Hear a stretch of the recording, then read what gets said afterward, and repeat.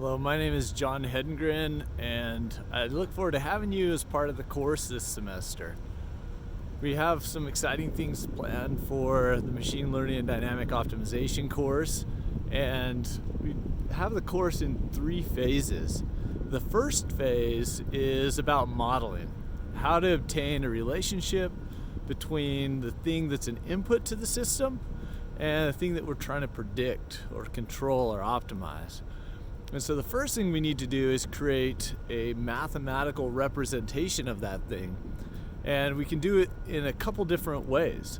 The first way is a physics-based approach, where we use fundamentals to be able to understand these relationships and derive mathematical models, such as from energy or material balances.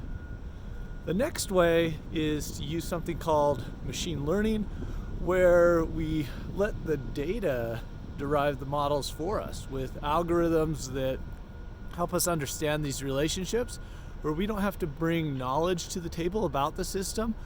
We let the machine learning algorithm do that for us.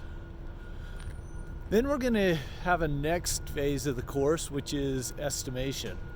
Now, estimation and regression are related. They use data to update parameters within the model to make them more accurate as we're going. So as we calculate going forward in time, we have data, and we use that data to update and inform the models.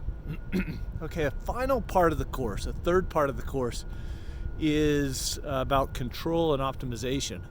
So now we're going to take these models and do something with them to affect an outcome.